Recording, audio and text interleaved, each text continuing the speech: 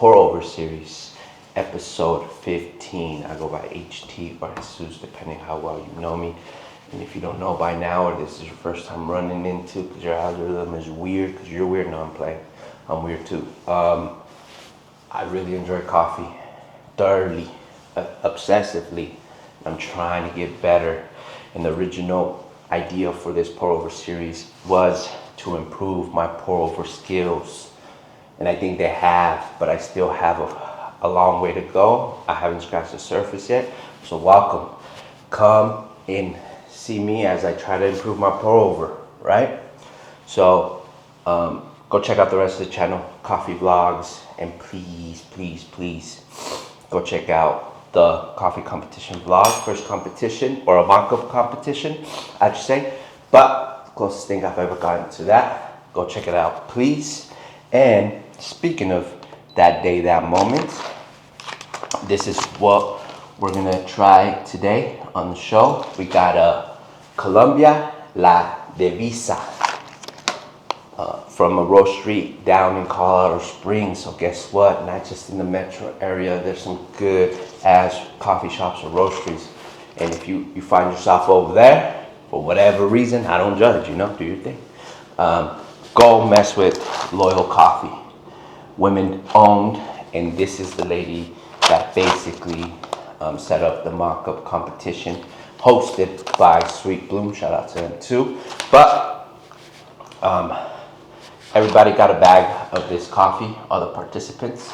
So this is from Colombia, La Divisa, and it looks like it's ran by a farmer called Sebastian Gomez, along with his father.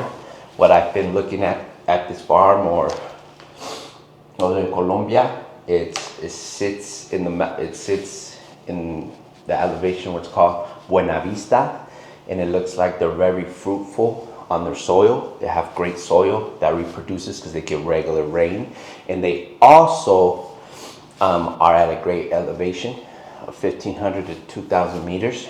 That is very important to the variety of coffee that we're going to use today. Roasted by Loyal Coffee and produced by La Divisa out of Colombia, Sebastián Gómez y su papá. Hola Colombia, ojalá todos estén bien por allá. Gracias por el café. But as I was saying,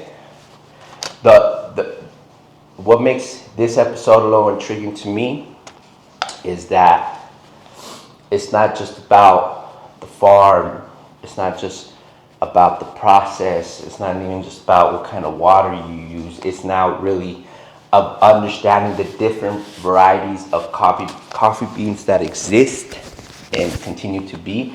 And I think last time I checked, there's roughly over 250 varieties of coffee. I don't even think I've tried most of them, but I am lucky enough to try today a GESHA. So for the people that don't know, you probably heard that name, GESHA. GESHA in the coffee world is a very rare variety.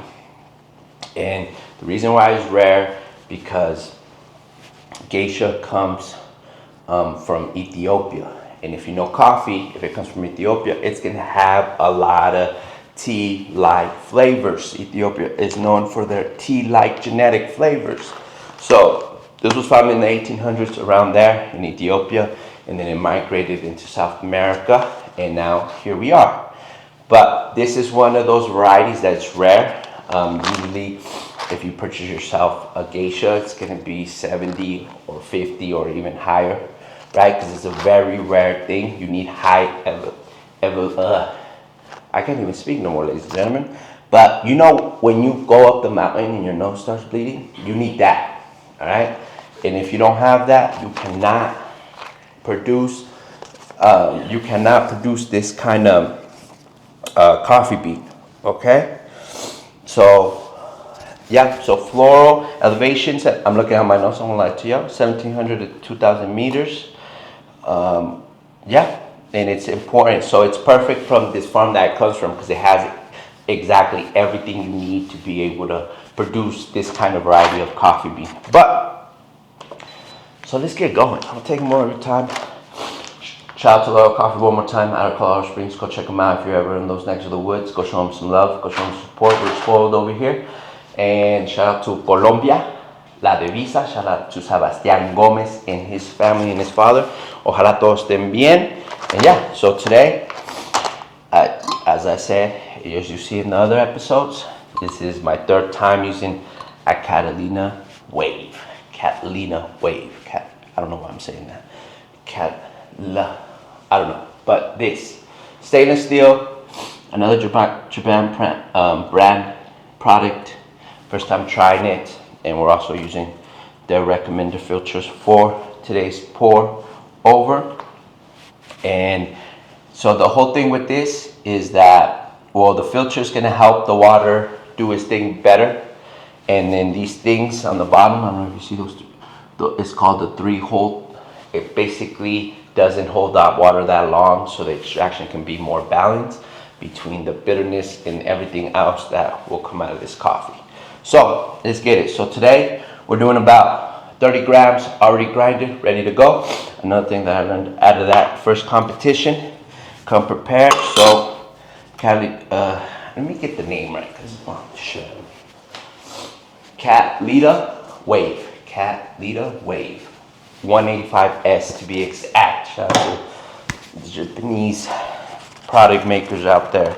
So let's get it. So we have got 30 grams Catalina Wave. This is how we're going to process. We're going to go ahead and put the filter, and we're going to go ahead and soak it. Make sure we're ready to go for the grind. And the grind of the beans, we're looking at a fine sea salt type grind. That's what's recommended for this. And we're going to do a total of 480 to 500 grams of water. And the ratio should be 116, 116.5, around there as far as coffee to water. Water out. Ooh, we're feeling good. My sinuses are clear. About to have a good episode, ladies and gentlemen. So hopefully everybody's out there doing good. And if this is your first time even thinking about coffee in this way, trust me, man, it's mind-blowing. You can get fruit punch out of brown coffee. Who would have thought? Shout out to Ethiopia. That's definitely still one of my favorite coffees right now. Or not coffees, but genetics, where it's tea-like. So, all right, so we're gonna put the 30 grams in there of the La Divisa coffee bean from Colombia, roasted by Loya's Coffee down in Colorado Springs. Ooh, where's my fork? I'm gonna make low. So we're gonna make sure we put enough space so the water can get through there. Ooh. So yeah, make sure y'all go check out our rest of the channel, like and subscribe, all that good shit that we're supposed to do. So we're looking at 60 grams of water. That's gonna be 198 to 200 Fahrenheit. So this time we're gonna turn on the timer on the scale, because on the last episode we needed it. But it's all good. I've been eyeballing my whole life, so what else? So 60 grams on the bloom. I'll go ahead and time it. 3, 2, 1, and it's gonna be gentle pours.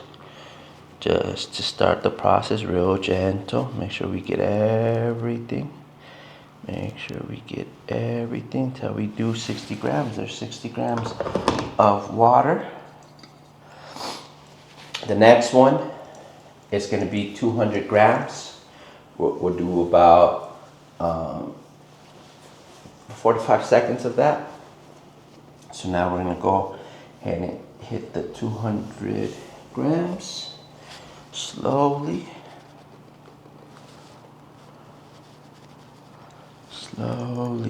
real slowly. This is one thing that I definitely have to improve on. Just the agitation that the the coffee is receiving from the hot water, because it's very important for the extract. So we're doing just gentle all around balance until we get to 200 grams of water. There we are, 200 grams of water. And then the next, so after that we're doing 350, and then we'll finish it with a 480 to 500. We'll see how it goes. Ooh, smells good so far. I still, to be honest, I need to do a test where I make the same bean in the V60, the way I learned originally on the other episodes, and then do it with this, because this is probably going to be the main driver for now. So we're gonna go ahead and do 350. And we're gonna just spiral out, so we can start in the center, and then just little round spiraled out. 350 grams of water.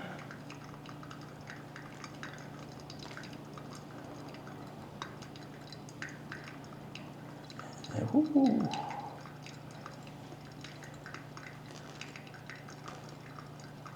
And there we are, 350 grams of water. We're looking at it, and then we're gonna go for the final pour. That's gonna be 40 to 500, just straight down the middle to wrap up the pour. Man, and if you haven't tried specialty coffee, just try it.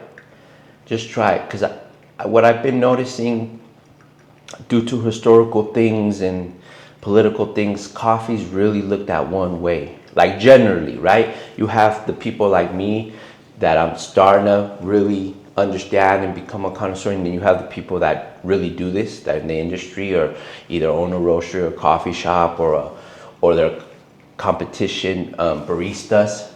You have those people, but generally coffee is only seen one way. So if you're ever curious, I would suggest you definitely go try special coffee, especially in the city. You can find something really good, and it's just there. So, so we're gonna go final pour for 8,400 grams, right down the middle, real nice, just to make sure we wrap up nice and gentle, right down the middle. Just to keep going slowly. So I'm probably gonna go 500 grams, to be honest.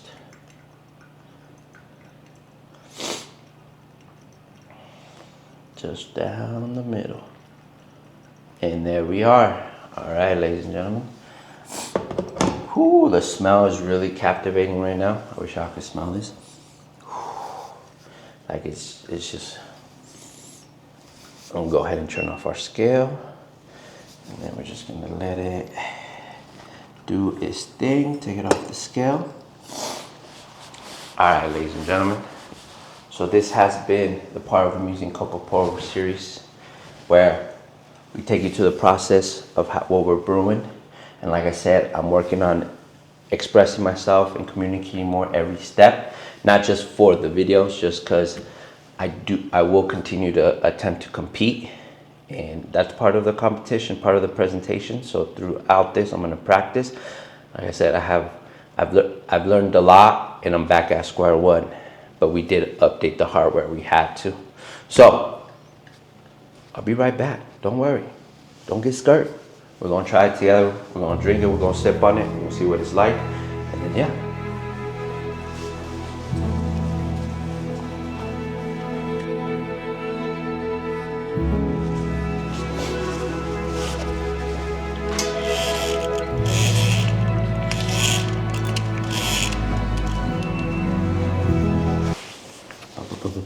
All right, ladies and gentlemen, welcome back. So you just got done watching the process of brewing a geisha roasted by local coffee from Colombia, Divisa, from family and son, Sebastian Gomez. High elevation, cool climates, so a lot of rain, and that's what that farm from Colombia has, and that's how you get a geisha. And today we used Cat Lita Wave stainless steel. So one thing off bat, this is the third time I'm using this new hardware. The coffee's harder, and I think it's because of the stainless steel.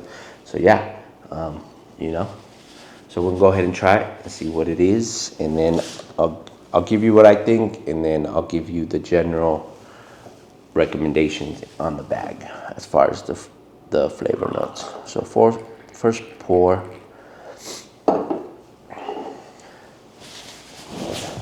let's see. Oh my God, bro. I really hope it tastes like it smells. So we're just gonna go in first drink. It's a little hot, but then we'll go on the cool down.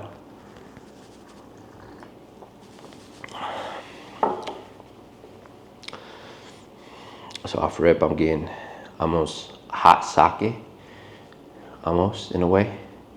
You know how sake is hot and it's almost a wine, right? But out of rice.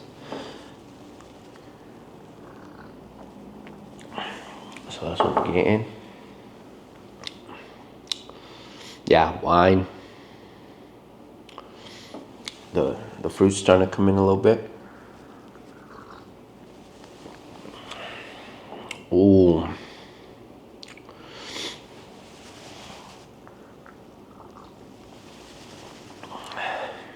Jesus.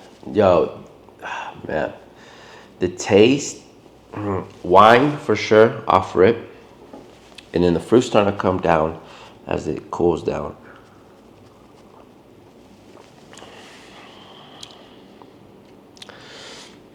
Yeah, there's a plum coming in. Wine, plum.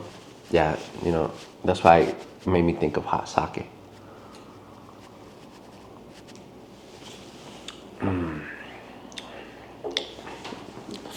Woo!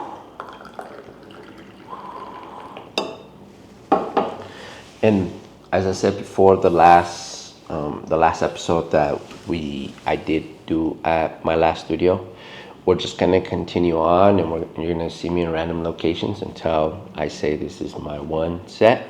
But until then, as you can see, we're lucky enough to have this for this episode and another episode. But check it out, and I really want to get better at this. Now, before it was just the genuine curiosity of coffee and having it be a really positive influence or thing in my life since I was really young from where I came from. It's still definitely that. It still brings a certain joy to me, a certain calmness that I appreciate, and even now more that I'm going more into it. But now I want to develop the recipe. I want to get better. I want to compete, and I really want to go do my thing, because the coffee competition, the mock-up of it, shout out to Loyal Coffee, put that together, facilitated by Sweet Bloom, shout out to them too, another great roastery and coffee shop. If you're in the city, just go check out. We got good local roasters, and if you're Palm Springs, go check out Loyal Coffee. That's where we got the GESHA, and that's how I got the coffee bean. I got it because I participated in the mock-up competition. But yeah, the competition was really humbling, but in the best way possible, where I'm not even really scratching the surface. And I'm understanding now, because before I would ask myself, if I do go into this and really go into it, where am I gonna fit in, right? And obviously I'm gonna end up making coffee or roasting. But the thing about the competition that gave me a certain comfort, that it was based on all the things that I feel that I'm great at, or I excel in, right? Presentation, creativity, right? Just the way you present something. And I think aside from enjoying making a good cup of coffee and understanding the bean, understanding the farmers, understanding the process of roasting, and even the different process of brewing it, it's just coffee is not just coffee to me. It brings everything that I shine in together as one in a cup of coffee, no pun intended, right? But yeah, so expect more. I'm using Cuppa pour over series. We're gonna keep, expect more vlogs, coffee shop vlogs. Outside of the coffee vlogs, you might just get a random vlog where I'm just whatever, showing you some other interest. Or I'm still gonna do random streams too. I gotta do one here soon, just for the fuck of it. But yeah, so like and subscribe. I go by HT or Jesus, and I really fuck with hot coffee heavy on every aspect. But specialty coffee for me, because it's a real thing. It's not just coffee. For me to even have this in my cup, it went through so much real people and real things and real life measures that people have to go through for us or me to be even able to taste this, grind this, or brew it, or even mess with it or enjoy it. So shout out to Colombia. Ojalá todos estén bien. My brain said, what? Languages? No, I'm just joking. But anyways, we're gonna try it on the cool down, and then we're out of here. Shh. had to bring in the nighttime in, because you know that's my favorite time. And yeah, we're drinking coffee at night. That's how hard I go. Yeah. So on the cool down, definitely red plum. So tea is the base of it. See, this is good. I like when a roastery, they're not just giving you taste notes for the sake of giving you it. It's pretty good. I got rose petals, mango, and red plum. Mango is like the end of it, but rose petals on top to give you that tea texture, and then red plum on the down, and the finish is mango. Whew.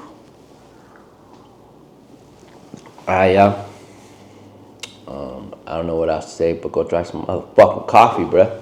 Peace.